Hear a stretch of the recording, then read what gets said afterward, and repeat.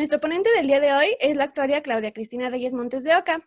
Ella estudió la licenciatura en actuaría en la Facultad de Ciencias de la UNAM y realizó su trabajo de tesis bajo la dirección del doctor Miguel Ángel García Álvarez, donde estudió propiedades del movimiento browniano fraccionario y el problema de calcular una integral estocástica con respecto a este proceso estocástico. Comenzó a estudiar una maestría en matemática avanzada en la Universidad de Barcelona y actualmente imparte cursos de probabilidad, seminario de aplicaciones actuariales, álgebra superior, álgebra lineal y matemáticas discretas en la Facultad de Ciencias y en la PES. Y bueno, puede comenzar, profesora. Ok, muchas gracias. Entonces sí se escucha y se ve bien todo, ¿verdad? Bueno, pues el día de hoy es una plática un poquito, pues más enfocada a la historia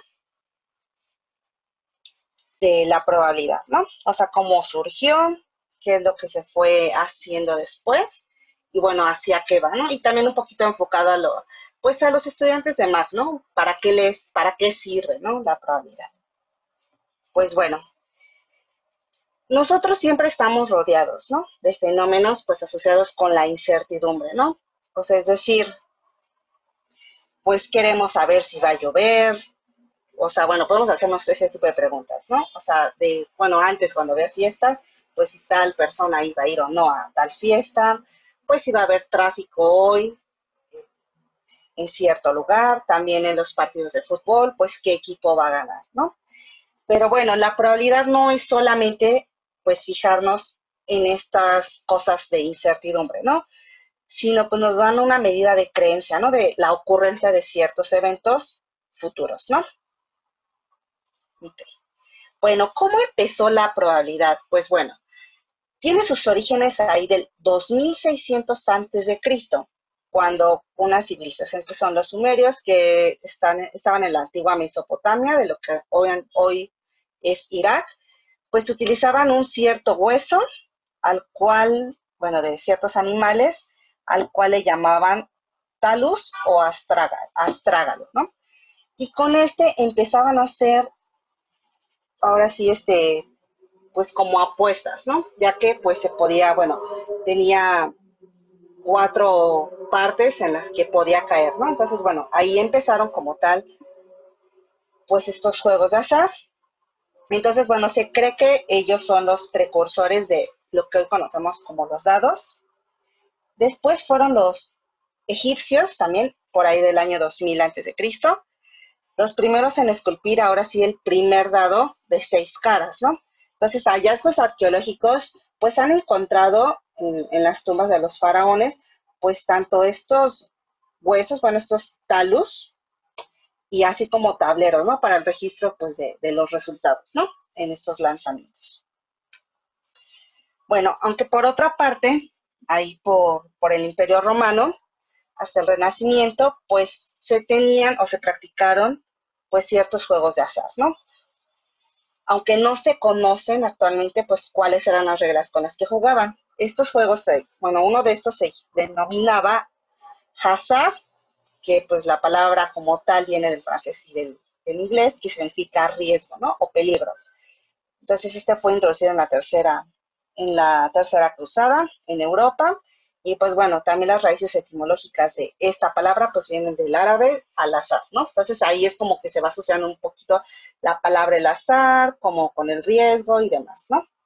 Bueno, además de todo esto del dado y los juegos de azar, por otra parte la civilización china pues ya también se encontraban las primeras apuestas, ¿no? Ahí por el año 3000 a.C. O sea, no todo tiene que ver con esta parte de Europa de hace años, sino también, por otra parte, pues la civilización china, ¿no?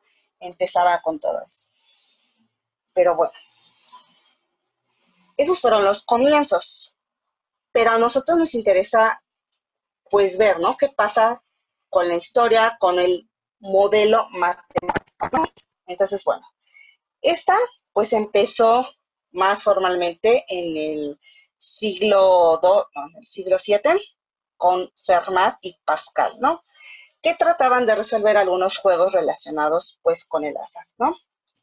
Bueno, algunos indican que fue el italiano Gerolamo Cardano, que en el año 1564 pues escribió, ¿no? Un libro que lo llamó el libro de los juegos de azar, aunque este fue publicado un siglo después, bueno, casi un siglo después, en el 1663.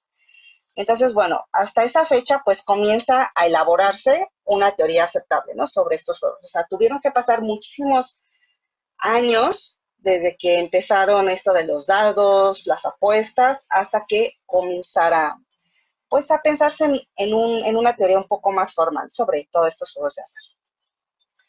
Bueno, aquí hay otro bueno, no es matemático, pero es Christian Huygens, que pues conoció esta correspondencia entre los juegos de azar de Pascal y de Fermat, suscitada ahí por una persona que se llama el Caballero de Meré. De hecho, ahí hay un problemita con él. Entonces, bueno, ahí simplemente se planteaba, ¿no? Sobre cómo determinar la probabilidad de ganar una cierta partida, ¿no? O sea, por ejemplo, en el lanzamiento de 2 dados, pues, ¿cuál es la probabilidad, ¿no? De obtener, no sé, que sea más favorable obtener un 6 o una pareja de 6 y demás, ¿no? Entonces, bueno, ahí es como empieza un poquito todo esto de plantear todo esto. Y bueno, también él publicó en 1656 un primer libro sobre probabilidad, que es este nombre, en el cual era un tratado sobre el razonamiento de los juegos de azar. Bueno, vale la pena hablarlo. ¿Por qué? Porque trata una manera metódica sobre la probabilidad y consta de 14 proposiciones matemáticas, ¿no? O sea, las tres primeras proposiciones introduce allá lo que es el concepto de esperanza matemática, ¿no? ¿Qué es el concepto de esperanza matemática? Ustedes han escuchado hablar de el promedio, ¿no? O la media, el promedio aritmético. Es decir, cuando sacan un promedio, no sé, de un salón de clases, pues suman todas las calificaciones y las dividen entre el total, ¿no? O sea, 8 más 10 más otro. Si son 3 en el salón, pues ya la dividirán entre 3 y esto más o menos les dice cuál es el promedio de ellos, ¿no? Entonces, bueno, lo que es la esperanza matemática, pues se empezó a asociar desde esta época en este tratado de Christian Huygens. También empezó a ver el concepto de lo que es una variable aleatoria, el cual les hablaré un poquito más adelante. Entonces, bueno, en otros de sus tratados también resuelve problemas de repartos de apuestas, ¿no? Entonces, ustedes pueden apostar, por ejemplo, cuando tiran una canica, una que sea de color rojo, una de color verde. Por ejemplo, si llegara a pasar que saco la canica roja, a ver, ok, supongamos que lo tenemos en una bolsita. Entonces, bueno, supongamos que la canica roja me puede dar una ganancia, no sé, de $1, y si me sale la canica verde, yo puedo perder, ¿no? O puedo no ganar nada. Supongamos que pues gano $0, ¿no? Entonces podemos tener 3 jugadores, A, B y C, y pues bueno, de ahí ustedes quisieran ver pues cuánta va a ser la cantidad esperada, ¿no? De dinero al sacar estas canicas, ¿no? Entonces puede que este jugador saca una, puede que gane $1, puede que no gane nada. Después el otro jugador igual saca una canica de esta bolsita, puede ganar puede ganar $1 o puede no ganar y así sucesivamente, ¿no? Entonces, bueno, aquí es donde se empieza pues todo este tratado de apuestas, ¿no? Y bueno, las últimas 5 proposiciones pues fueron problemas sin resolver. Años más tarde, pues un matemático que se llama Jacob Bernoulli, pues las obtiene, ¿no? Entonces, bueno, es como el primer tratado formal, ¿no? En este aspecto. Ok, bueno, entonces estas obras de Huygens se convirtieron en un referente, ¿no? Obligado para futuros trabajos acerca del cálculo de probabilidades, ¿no?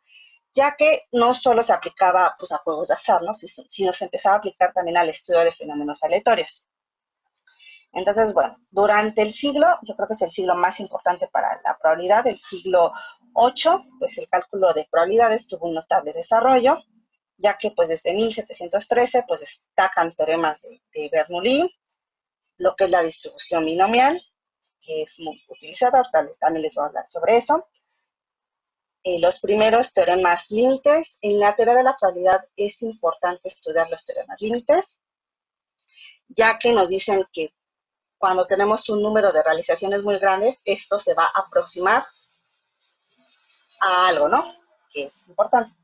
Ok, bueno, también Gauss inició un estudio sobre pues, los errores, también Laplace, ahí trabajó un poquito sobre esto, y bueno, también en 1812, pues Laplace publicó un libro que se llama Teoría Analítica de las Probabilidades, pues en el que expone, ¿no?, un análisis matemático más sobre los juegos de azar, ¿no? Entonces, bueno, todos estos personajes, pues son importantes en todo este tratamiento.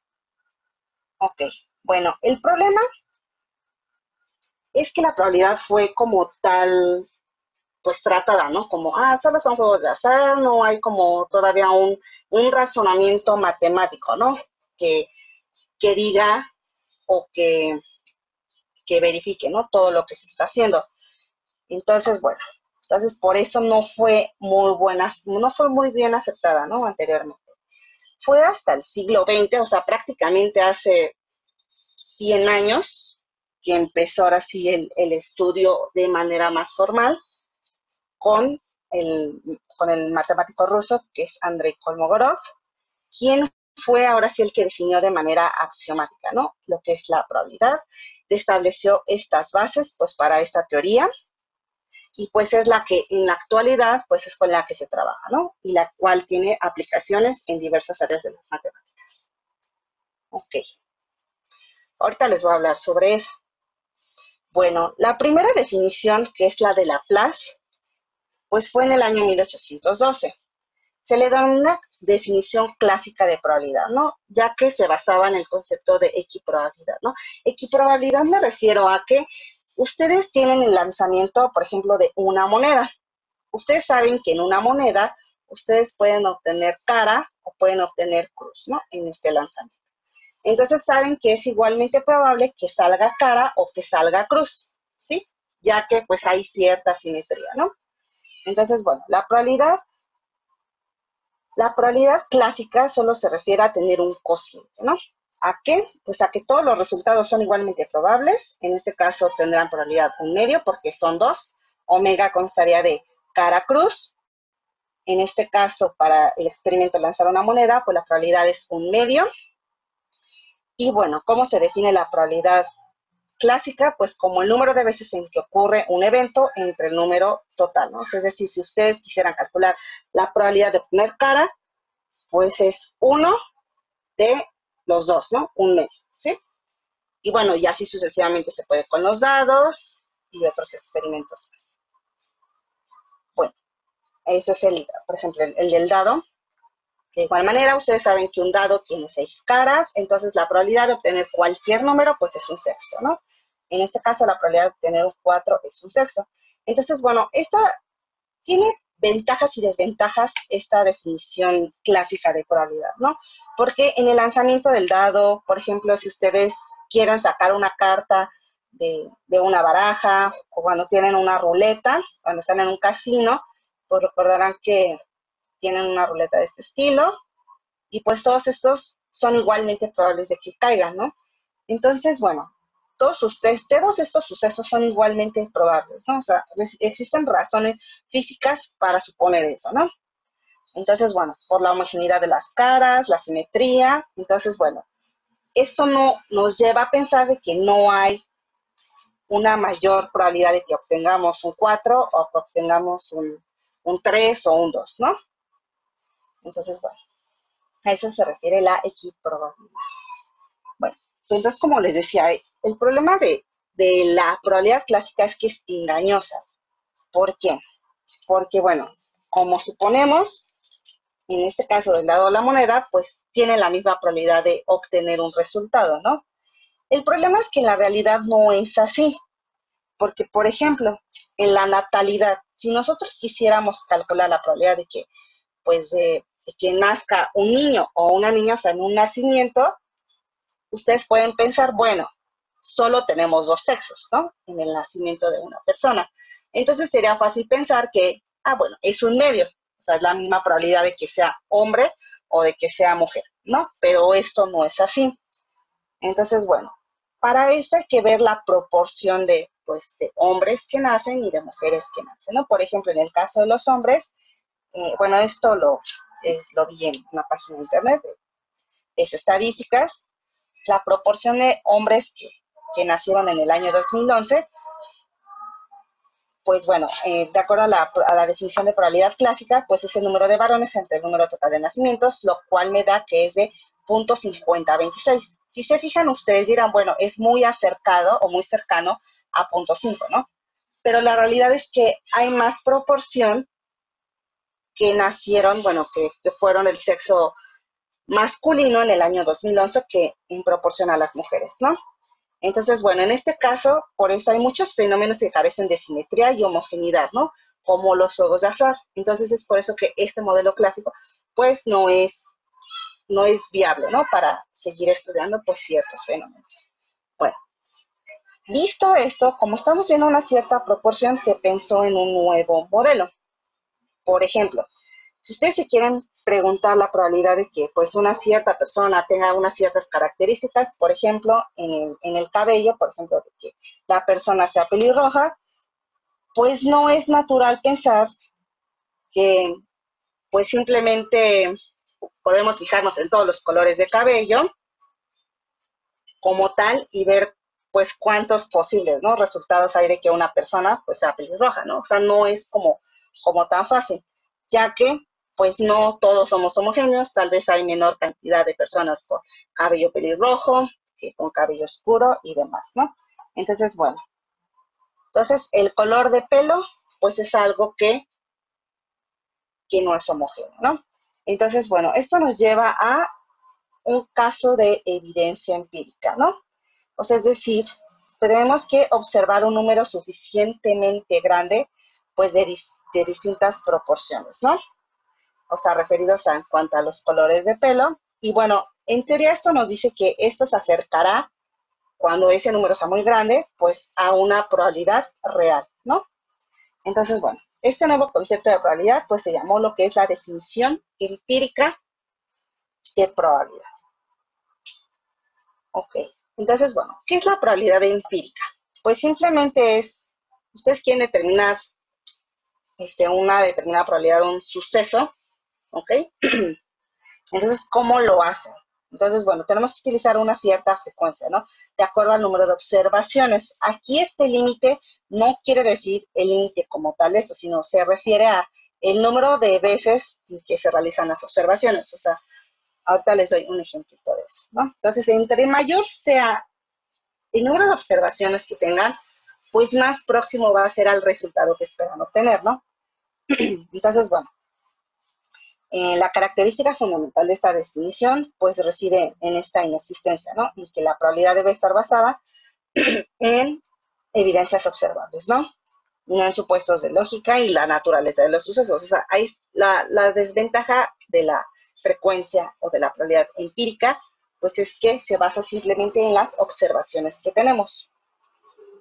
Ok, por ejemplo, ahora sí, para poner más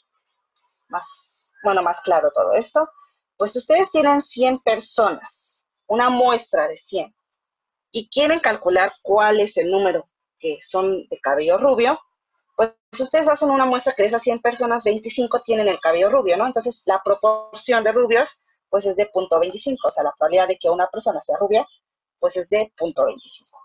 Ahora, si ustedes incrementan esa muestra, ya no se fijan en 100, dicen, bueno, vamos a fijarnos en 500. Y ahora quieren ver, bueno, ustedes ven que la proporción de, bueno, más bien 130 personas de esas 500 son rubias, pues entonces esto va a ir cambiando, ¿no? Porque la probabilidad de que una persona sea rubia, pues ahora es de 0.26.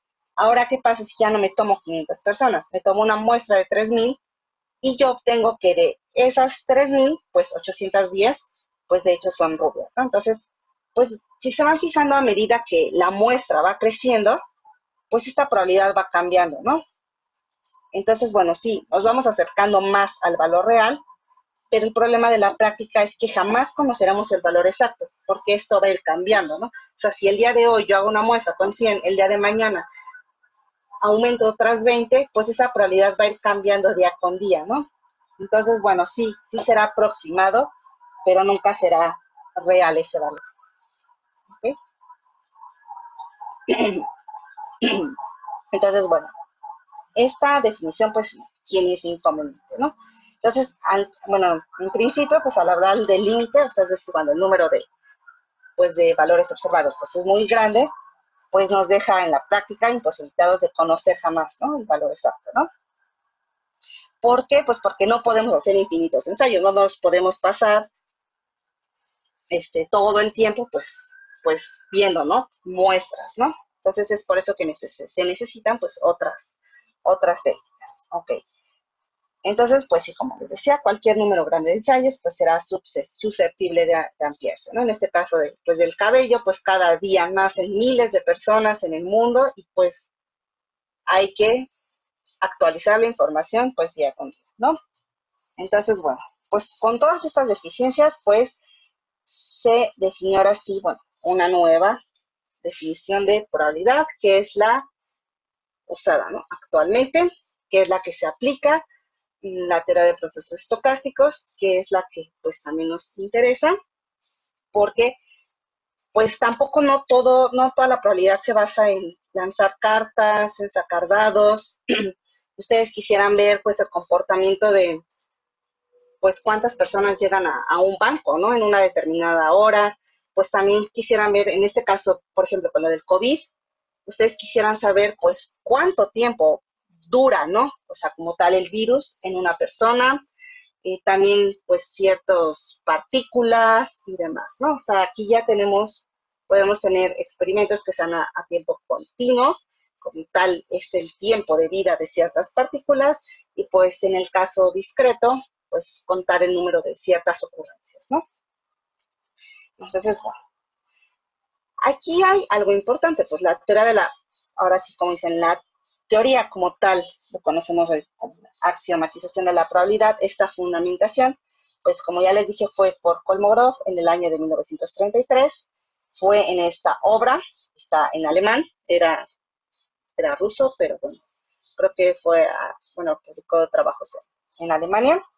Entonces, bueno, aquí la importante relación son estas dos, porque relaciona lo que es la teoría de la probabilidad con la teoría de la medida. De hecho, más bien sin teoría de la medida no existiría como tal el estudio de la probabilidad, ¿no? O sea, la teoría de la probabilidad es un caso particular de la teoría de la medida, así como también, pues ustedes después estudiarán lo que es materias de estadística. Sin la probabilidad tampoco podrían hacer estadística, ¿no? Entonces son cosas que van ligadas mucho, ¿no? Entonces, bueno, la teoría de la medida, pues también era reciente, fue trabajada por Emil Borel y Henry Lebesgue. Entonces, gracias a esos trabajos, es por eso que Kolmogorov pudo dar esta axiomatización de la probabilidad. Bueno, aquí les dejo una foto de Kolmogorov. Bueno, para mí yo creo que es de los matemáticos, bueno, en cuanto a probabilidad más emblemáticos. Y bueno, ahí hay una foto de Emil Borel y Lebesgue, ¿no? Y bueno, los que saben un poquito de análisis, pues básicamente lo que hizo Kolmogorov, pues es dar la existencia, ¿no? ¿De qué? De un espacio de probabilidad. Hablar de un espacio de probabilidad es muy abstracto, ¿no? Es como cuando hablas de, bueno, lo que habla la teoría de la medida, pues un espacio medio, ¿no? Entonces, bueno, un espacio de probabilidad simplemente consta de 3 elementos. Aquí un omega, pues es un conjunto no vacío. O sea, este conjuntito que está aquí, pues es el espacio, ¿no? En donde viven, se le llama espacio de estados y es el espacio de todos los posibles resultados de un cierto experimento aleatorio. Por ejemplo, si ustedes tienen el lanzamiento de un dado, pues ¿cuántos posibles resultados tienen? Pues tienen que les salga 1, 2, 3 y así hasta 6, ¿no?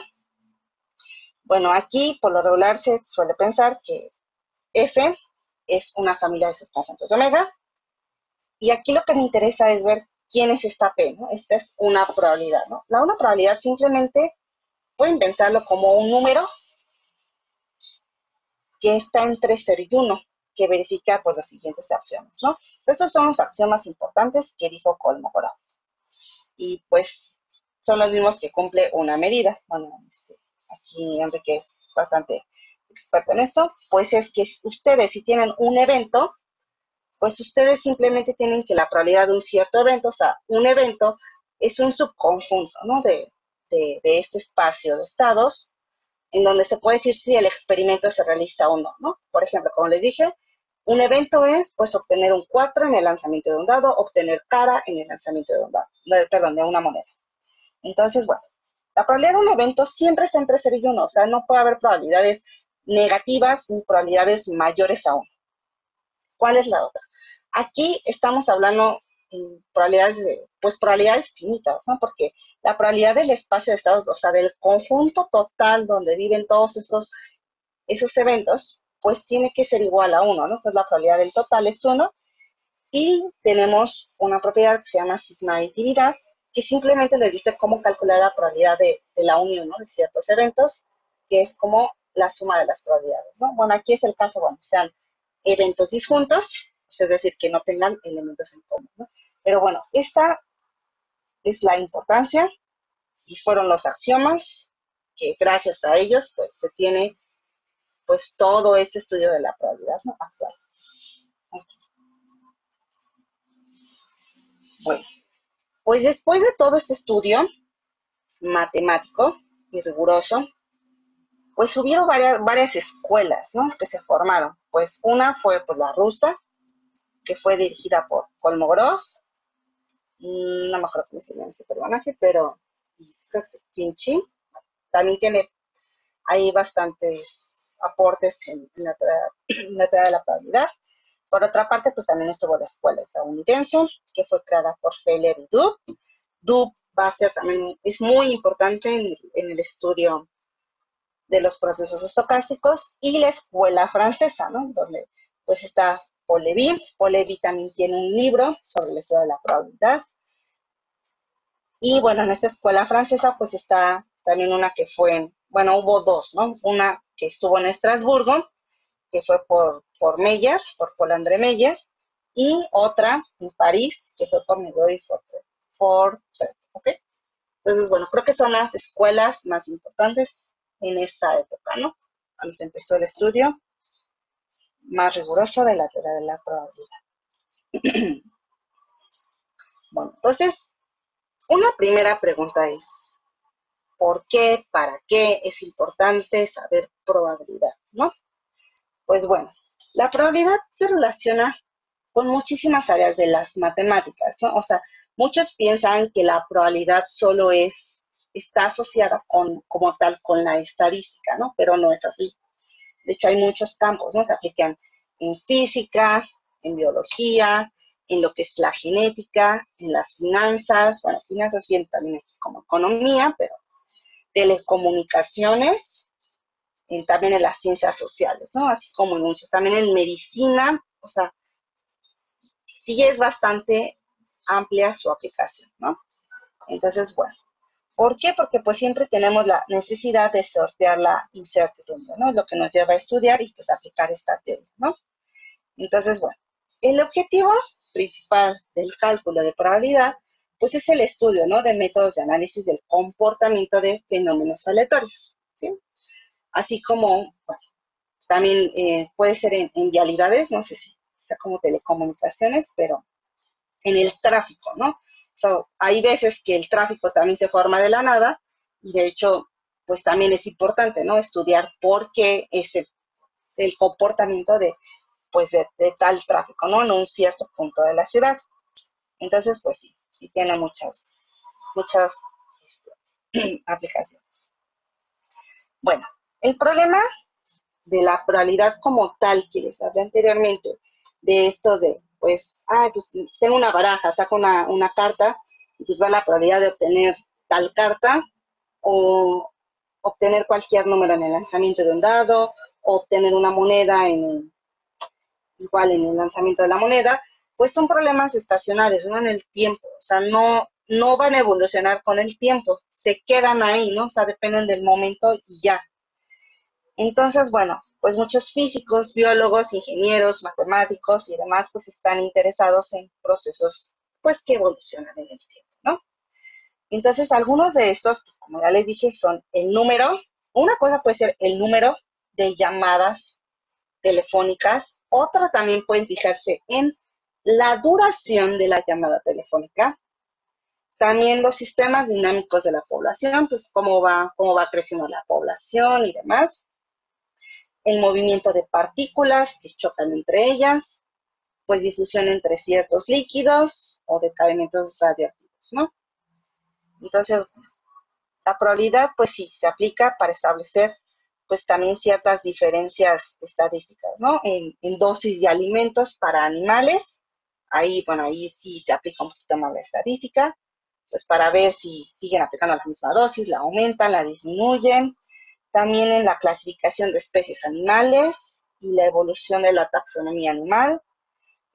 También en psiquicultura, pues se utiliza para establecer la dinámica, ¿no? De los peces, o sea, también el comportamiento hacia dónde van, por dónde están en el mar. También estimaciones de las poblaciones presentes en un determinado ecosistema. O sea, estadísticamente, pues si tal especie animal, pues va aumentando su población o va siendo menor, ¿no? O sea, también es importante ver, pues, cuando hay ciertas poblaciones que pueden estar en peligro de extinción, ¿no? Entonces, eso también es lo que, pues, hace un poquito la probabilidad. Y también, pues, en cosas de medicina, pues, hay una cierta probabilidad de fecundación, ¿no? Ok. Bueno, entonces, pues, con todo esto, pues, he dicho como diferentes características de estudio, ¿no? Números, duración, choques entre partículas y demás, ¿no? Por todos estos diferentes tipos de experimentos es que se requieren introducir algo que son variables aleatorias. Las variables aleatorias simplemente pues es una asignación numérica, ¿no? Actualmente pues ya tenemos distintas distribuciones, o sea, distintas variables aleatorias y cada una estudia un distinto comportamiento diferente, ¿no? O sea, en abstracto, ustedes tienen un espacio de probabilidad ahí, o sea, aquí tienen su omega y aquí tienen a cada uno de sus omeguitas, ¿no? Omega 1 de sus posibles resultados. Omega 2, omega 3, ¿no? Entonces, bueno, una variable aleatoria, ustedes, es difícil trabajar en algo abstracto, ¿no? O sea, en este conjunto, su familia de subconjuntos de omega y pues esta medida de probabilidad, ¿no? Necesitamos traducirlo a algo que conocemos y algo con lo que ustedes están asociados, pues es el cálculo diferencial. Entonces, simplemente lo único que hacemos es hacer una asignación numérica a cada uno de estos posibles eventos. En el caso de una variable, pues aquí hacen una asignación numérica a W1, ¿no? Por ejemplo, aquí en W2, y esto pues ustedes ya lo saben trabajar en cálculo, ¿no? Por ejemplo, aquí ustedes puede ser omega, pues el número de estudiantes, y pues ustedes pueden fijarse para cada uno de estos, pues pueden, una posible variable aleatoria, pues fijarse en las estaturas de cada uno de los estudiantes, otra en el peso, otra en las calificaciones y demás, ¿no? Es decir, podemos dar distintas asignaciones numéricas, pues a cada uno de estos individuos, ¿no? Entonces, eso es lo que vamos poniendo aquí. Aquí, pues, si es estatura, pues puede que uno mida 1,80, 1,90, aquí uno que mida 1,50, entonces hacemos asignaciones numéricas, ¿no? Esas asignaciones, bueno, en este caso, pues se dice que es simplemente una función, ¿de dónde? Pues que va de omega. ¿Y quién es esto? Pues son los números reales, por eso se les llaman variables aleatorias reales, ¿no? Algunas de estas pueden tener valores discretos o continuos. Y bueno, también podemos tener distintas variables aleatorias definidas sobre un espacio de probabilidad. Como ya les dije, pues si nos fijamos en la estatura, yo puedo poner una variable aleatoria que sea 2 veces la altura de cada uno de esos individuos. Y pues bueno, esto sería, pues ahora 300 y así sucesivamente, ¿no? Entonces, a eso se refiere con tener 2 variables aleatorias definidas en un mismo espacio, ¿no? Fijarnos en una cualidad en específico. Bueno, ¿y para qué nos sirve esto? Pues bueno, aquí fue Bernoulli, Jacob Bernoulli que les mencioné hace rato, pues el que empieza, ¿no? Igual con este estudio, y pues una primera variable aleatoria creo que la más importante, porque de aquí nacen otras más, ¿no? Todos nacen del lanzamiento de una moneda. O sea, si ustedes consideran el lanzamiento de una moneda, aquí simplemente están poniendo una probabilidad P. Ustedes saben que esa probabilidad pues va a ser un número entre 0 y 1.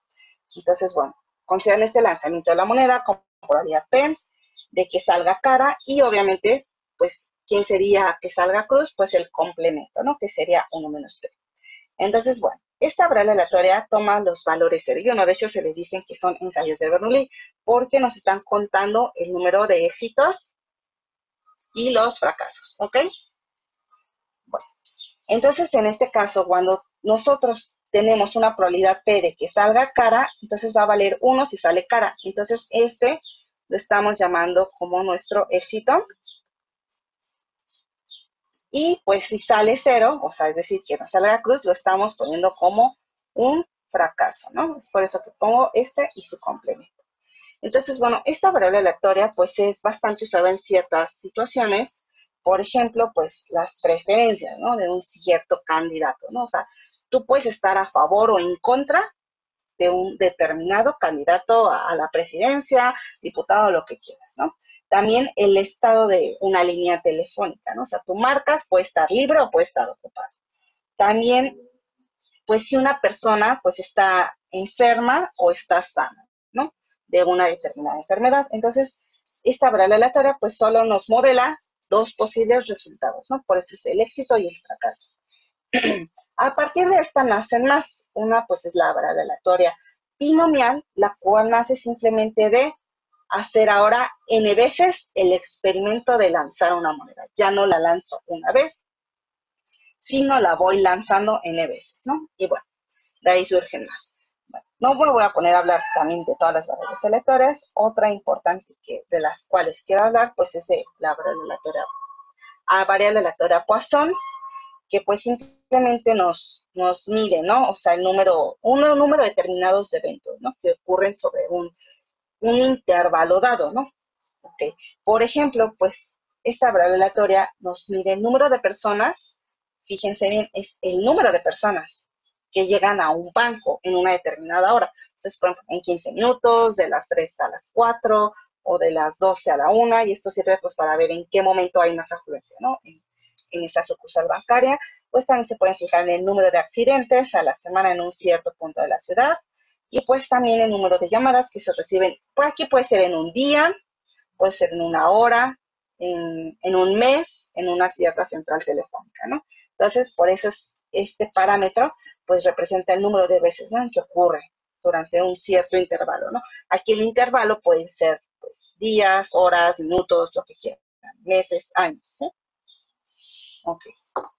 Y bueno, y por último, creo que una variable aleatoria importante es la gaussiana. Todos ustedes creo que están familiarizados con la gaussiana. La gaussiana es, ahora sí, el área que está comprendida abajo de la famosa campana de Gauss. ¿Ok? ¿Por qué es importante esta distribución? Porque esta es la que tiene más aplicaciones en todos los fenómenos aleatorios. Está en lo que son las finanzas, en lo que son la física, en las partículas y demás, ¿no? Entonces, por eso es muy importante, sobre todo también en la teoría estadística. Obviamente es en honor a Gauss, por eso se llama distribución gaussiana o normal, ya que es el padre de esta distribución. Y pues bueno, esta distribución también tiene una importancia en lo que es el teorema central del límite, la cual fue pues descubierta por De Moivre en el 1733 como un límite de una cierta distribución, ¿no? Y pues bueno, esta variable aleatoria gaussiana pues nos permite, ¿no?, modelar fenómenos naturales, sociales y psicológicos como, pues ya sea la estatura, los efectos de un cierto fármaco, el consumo de un cierto producto por un grupo de individuos. También nos permite modelar coeficientes intelectuales, el nivel de ruido en las comunicaciones y pues los errores cometidos, ¿no?, al medir ciertas magnitudes. Entonces, bueno, es por eso que pues es importante.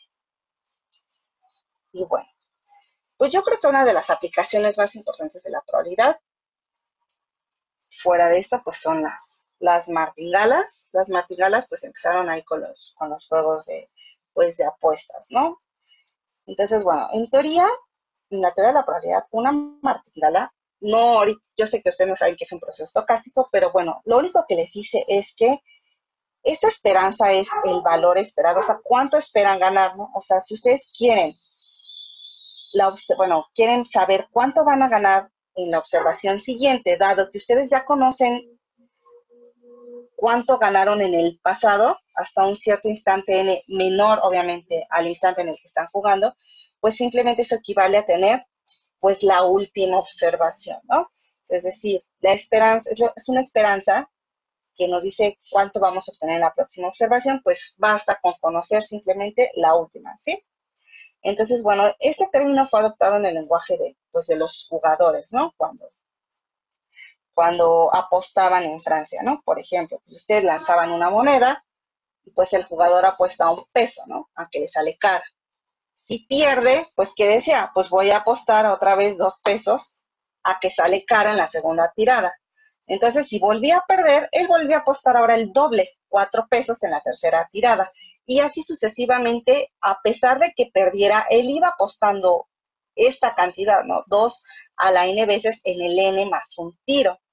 Entonces, bueno, en algún momento, pues cuando gane, pues el jugador, pues, ¿qué se espera? Pues que recupere todas las apuestas anteriores, ¿no? Y que además tenga un beneficio igual a la primera apuesta.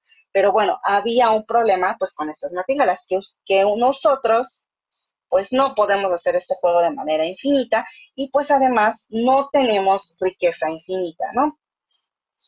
Entonces, bueno, sí, era un juego popular en la cual, pues, sí, era para la gente que quería enriquecerse rápido, ¿no? Entonces, pues, ese es el problema, que nadie posee riqueza infinita. Bueno, tal vez Carlos Slim sí, pero no creo que tampoco infinita. Y pues, bueno, también cuando uno va haciendo apuestas, pues puede que se arruine, ¿no? Entonces, bueno, este concepto pues fue ya introducido de manera más formal por Paul Levine, que también ya les hablé anteriormente, ¿no?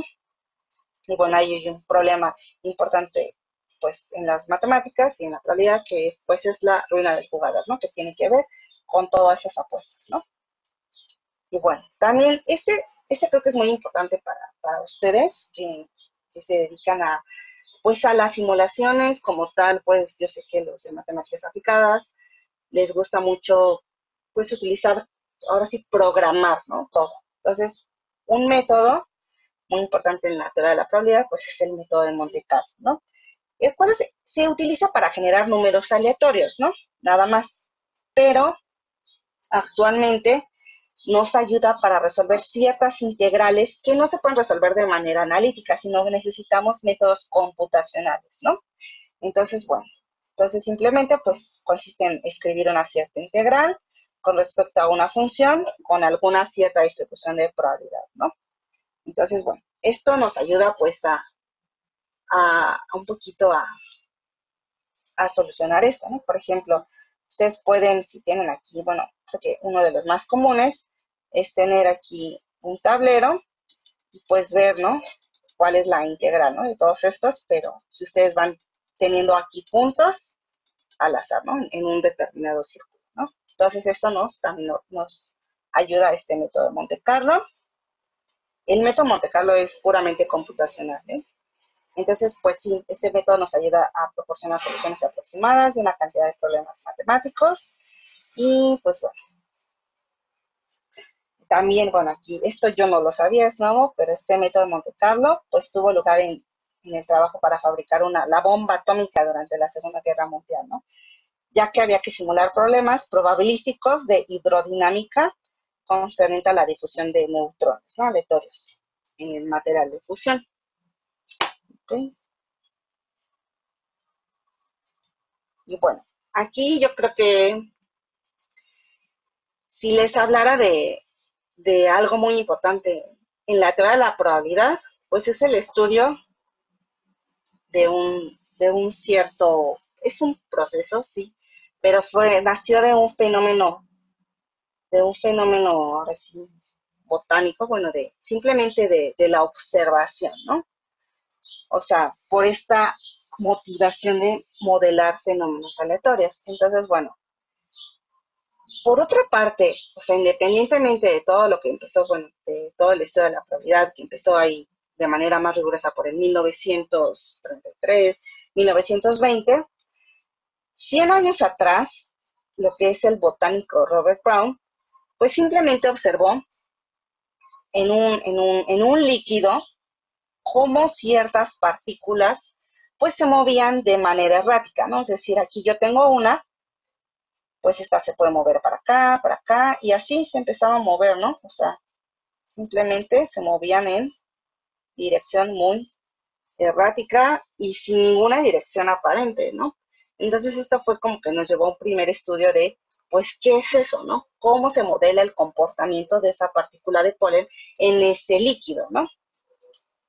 Entonces, bueno, pues el primer estudio fue de Louis Bachelier en el año 1900, fue en el campo de las finanzas. Albert Einstein también lo trabajó en el año de 1905 en el campo de la física, pero pues fue el matemático Norbert Wiener, hasta el 1927, pues quien construyó un modelo matemático y lo estudió pues de manera rigurosa, ¿no? Entonces, por eso también se le llama proceso de Wiener, y pues, bueno, gracias a Norbert Wiener, ¿no? Entonces, bueno, este proceso sí es muy importante, pues en la física, en la biología, en la mecánica cuántica, ya que pues lo que hace es pues modelar y analizar sistemas con perturbaciones aleatorias, ¿no? Ok. Ay, espérenme. Y bueno, ustedes dirán, bueno, sí, ¿qué otra aplicación tiene esto? Pues la ventaja pues de la computación actualmente es que ustedes pueden modelar pues procesos estocásticos, ¿no? De hecho, esta es una simulación de lo que es el movimiento browniano, pues vieron esta particulita que se movía en el líquido, ¿ok? Pues sí, esto se mueve ahí en el líquido, ¿no? Pero ¿cómo modelan esto en algo que ustedes conocen? Pues bueno, modelado aquí, pues este es el comportamiento de la partícula, ¿no? O sea, a lo que se refiere es que se va moviendo, pues de manera errática y así, ¿no? O sea, de hecho, si ustedes hacen esto muchísimas veces, van a tener distintos comportamientos, ¿no? De lo que es este proceso estocástico. Este es el que más se utiliza en las finanzas, pues para ver los precios de las acciones, cómo van a ser el día de mañana, cómo serán en un mes y así, ¿no? Ok, bueno, entonces, ¿sí? ¿Alguien va a hablar? Un par de minutos, Clau, para que Sí, sí, tengamos sí. tiempo. Ok, sí, sí, sí. Bueno, entonces ese es uno, ¿no? Bueno, y de aquí han nacido, pues, algunos otros procesos estocásticos a partir de este que se aplica, ¿no? Bueno, algo que quería nombrar finalmente, espérame, es este. No soy experta en el tema, pero es algo que también me parece, digo, ok, sí, ya he hablado de biología, he hablado pues, de estadística, he hablado de, pues, el browniano, ¿no? Que se aplica un poquito más a finanzas, pero también otra aplicación de la probabilidad es en la distribución de los ceros de la función z de Riemann. Bueno, la función z, bueno, lo que es la hipótesis de Riemann, es un problema, pues ahora sí, del milenio, el cual pues aún no se ha podido resolver, y pues simplemente la hipótesis de Riemann nos dice que pues los ceros no triviales, es una cierta función de variable compleja, pues están en esta banda crítica, ¿no? Es decir, están en la recta, aquí es la recta 1,5. Entonces, bueno, ahí hay una relación entre estos ceritos que están aquí, que son estos que están marcados con los puntitos, con los negros. Entonces, bueno, sí, hay computadoras actualmente están calculando, pues, quiénes son estos, ¿no? ¿Quién es el primer cero? ¿Quién es el segundo? ¿Quién es el tercero? Y pues sí. El problema, pues, es que es una computadora que simplemente los va calculando, se tarda meses o no sé cuánto tiempo en calcular el siguiente cero, ¿no?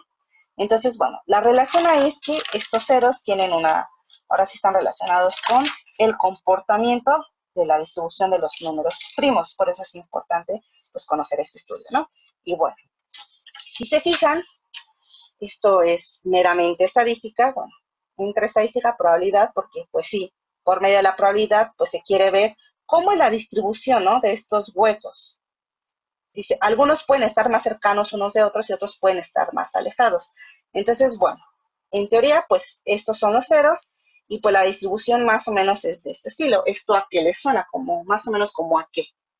Que ya se los he nombrado, pues a más o menos como a una gaussiana, ¿no? Entonces, bueno, más o menos el comportamiento pues tiende pues esta tendencia y pues sí, es una aplicación de pues también de la probabilidad. Bueno, aquí ya van implícitas otras cosas, que pues es lo que es la teoría de matrices aleatorias, que por cierto Julio César sabe más de eso. Pero bueno, es creo que una aplicación importante, no solo, bueno, que es a teoría de números, ¿no?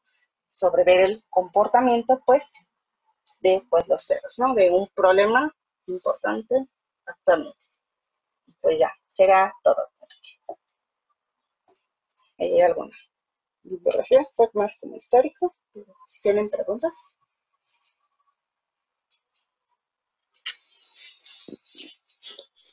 Sí, aquí hay varias preguntas, te las vamos a ir pasando, ¿vale? Ok. Ok, la primera pregunta dice, hablaba sobre la duración de las llamadas telefónicas. La teoría de colas estudia fenómenos de estos. ¿Hay alguna relación entre la probabilidad y la teoría de colas? Ok. No sé mucho yo de teoría de colas, la verdad. He escuchado la teoría de colas, pero pues sin probabilidad no hay teoría de colas, ¿no? Porque como tal, bueno, lo que he escuchado de la teoría de colas es que pues igualmente estudias pues el número, ¿no?, de personas en una cierta situación, ¿no? Entonces, la teoría de colas sí, obviamente depende totalmente de la probabilidad, ¿no? Para estudiar teoría de colas necesitas probabilidad. No sé si ahí tenga que ver algo la estadística, pero sí, sí están relacionados. Bueno, la siguiente dice, mencionaste que la probabilidad está siempre sujeta a cambios dependiendo de muchos factores, pero existe una manera de que quizás haciendo uso de otras áreas podamos conocer casi de manera exacta la probabilidad de que ocurra cierto evento. Ok, dependiendo. Bueno, en el caso, como ya les dije, clásico, pues sí, ¿no? Cuando tienen experimentos que no trascienden en el tiempo, ¿no? Ahí sí puedes tener un mejor comportamiento, pues, como tal de las probabilidades, ¿no?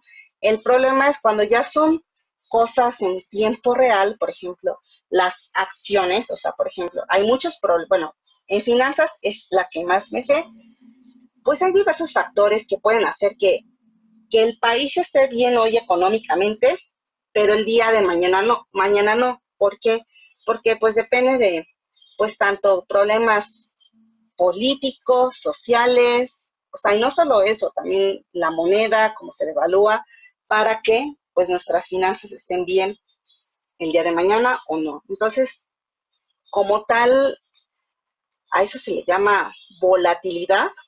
La volatilidad pues estudia pues todos esos cambios, ¿no? El problema es que las volatilidades pues es algo aleatorio, ¿no? Entonces no, depende el modelo que quieras estudiar, ¿no? O sea, si ya es a tiempo continuo, pues que ya dependa del tiempo, pues por eso existen diversos procesos estocásticos que estudian, ¿no? Como cada modelo en particular, ¿no? Para tener una mejor información acerca de lo que se quiere estudiar, ¿no?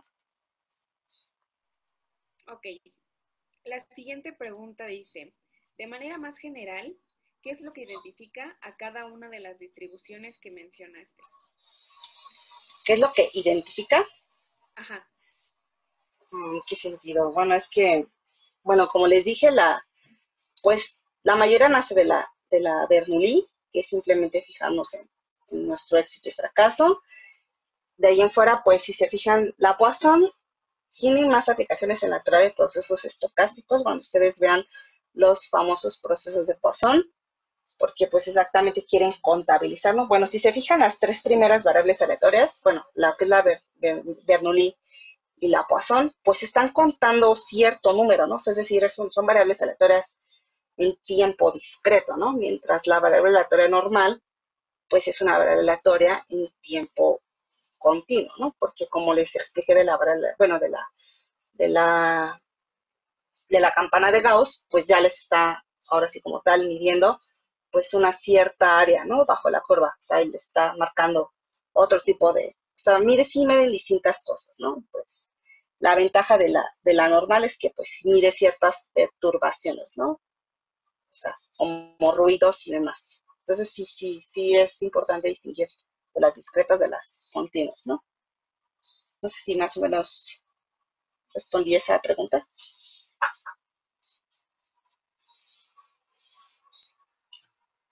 Espero que sí. La siguiente dice, si tengo un fenómeno que quiero analizar, ¿cómo determinar cuál es la variable aleatoria adecuada que debo utilizar? Pues cierto fenómeno, pues es que ahí tendrías que, pues se tiene que ver, ¿no? Cuál es, pues el comportamiento. Hay cosas que son del índole, pues biológico, hay otras que son, pues, movimientos, por ejemplo, acá el movimiento de la partícula. Entonces, pues, ahí ya uno se tendrá que meter a qué es lo que quieres estudiar, ¿no? Como tal. ¿Qué experimento, no? Bueno, te dejo continuar. No, sí, ya. Vale, perfecto. Entonces la siguiente dice, ¿qué software recomendarías para trabajar problemas de probabilidad? ¿Qué software? Bueno, actualmente, pues, bueno, para probabilidad ahorita, antes era, bueno, R es utilizado más para lo que es estadística, ¿no? O sea, yo sé que también se utiliza, bueno, pueden utilizar probabilidad con R, también pueden utilizar hasta Excel si quieren, pero yo creo que ahorita lo mejor, si se escribe así, porque sí, pues es utilizar Python, pues tanto para conocer las funciones, bueno, las distribuciones, porque se pueden, o sea, todas esas distribuciones que, bueno, las densidades que les hablé, pues se pueden modelar, pues, de manera computacional, ¿no? Entonces, yo creo que Python es una muy buena opción y pues ahorita también está muy utilizado, ¿no? Yo utilizo MATLAB en general, pero pues bueno, yo creo que cualquier programa computacional pues es viable, ¿no? Lo importante pues es aplicarlo, ¿no? Intentar pues trabajar con ellos.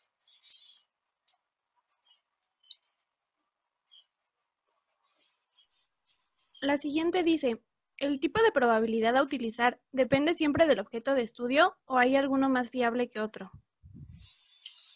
Ok, bueno, como ya les dije, sí hay deficiencia, ¿no? En la probabilidad clásica que se empezó a estudiar, porque pues sí, no toda la vida se trata de cosas, de dados, ¿no? O sea, cosas que no transcienden en el tiempo.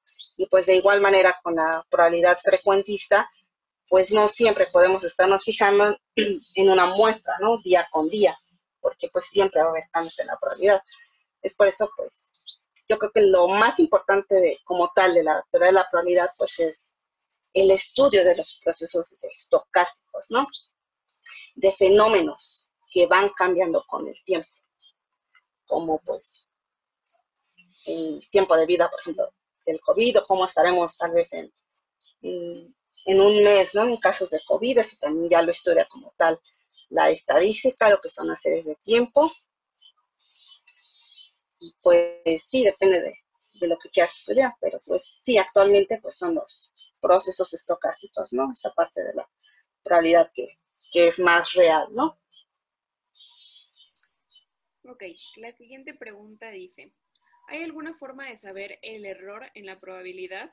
Como saber el error humano que hay presente en ciertos eventos. Por ejemplo, si calculamos la probabilidad de que un hombre pueda acertar al centro de un tablero con una flecha, pero la probabilidad no toma en cuenta el error que puede cometer, como que se le puede respirar mal y se vaya chueca, o que le caiga sudor al ojo, este tipo de cosas. Ok. No, bueno, en este experimento que les dije, o sea, del tablero, como dices, bueno, en este caso es otro tipo de probabilidad que se llama probabilidad geométrica, que tiene que ver con, pues no sé, siempre en el tablero quieres que caiga en este pedacito, ¿no? Entonces, pues simplemente es basado como en el mismo de la probabilidad clásica, que tendremos que ver, pues los casos favorables, o sea, el área de que caiga en este circulito, entre el área total, ¿no? De acá, pero pues sí, en este caso no incluye o sea, como tal, otros fenómenos de que pues me moví tantito, me iba a resbalar o cosas de ese índole a la persona, ¿no? Solamente en ese aspecto solo calcula pues ahora sí la probabilidad de que pues sea más probable acertar, por ejemplo, en este círculo del tablero, ¿no? Pero sí, no toma en cuenta otras cosas. Ok, me acaba de llegar una última pregunta y ¿Ok? dice, ¿se puede usar algún modelo de probabilidad o estadística que dada una cantidad de veces de un juego de lotería se pueda predecir y así ganar? Pues, ay, eso sí, no. Nunca, es que, bueno, a ver, esa es una buena pregunta. Sería bueno que si no, o sea, yo creo que sí hay pues obviamente modelos pues, pero es como tal las ocurrencias, ¿no? Que vas teniendo en un juego y tú puedes decir, bueno, puede que en la siguiente gane, puede que no, o sea, yo creo que son más de los juegos de azar, ¿no? Sino yo creo que alguien que supiera mucha probabilidad ya sería millonario, no sé. Y si lo saben, pues sería bueno que lo compartieran, ¿no? No es cierto. No, o sea, sí debe de haber, o sea, yo creo que es conforme el número de veces, ¿no? Que va haciendo, pero como tal no creo que haya un método, ¿no? Por ejemplo, como para ganar el melate, o sea, o acertarle a todos los números, pues obviamente yo creo que hay ciertos números que tienen mayor probabilidad, pero pues como tal no hay un método, ¿no? Como para ganar el premio ahora sí mayor, ¿no?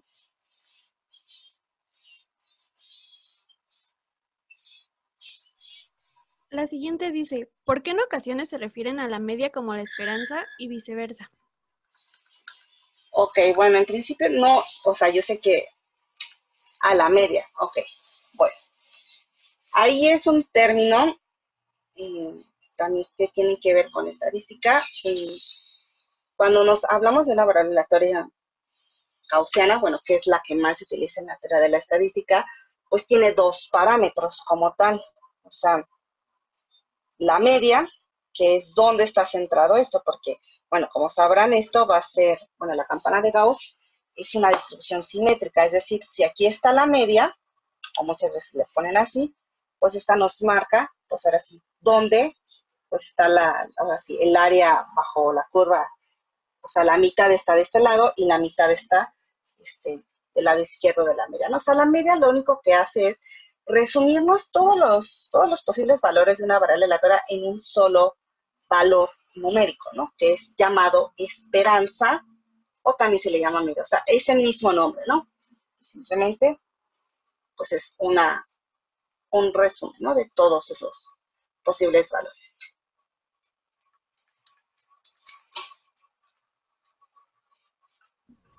Muy bien. Me parece que ya son todas las preguntas. Te Ok, agradezco mucho por tu plática y por haber participado en nuestro seminario, Claudia. gracias, Enrique. Muchas gracias. Sí, fue muy interesante ver cómo empezó la probabilidad, ¿no? Y todo lo que se podía hacer antes, pero lo que ha progresado, el grado de lo que se puede hacer ahora. Y bueno, a lo mejor en un futuro mucho más, ¿no? Entonces es muy interesante. Gracias Sí, por sí, sí. compartirlo aquí. Ok.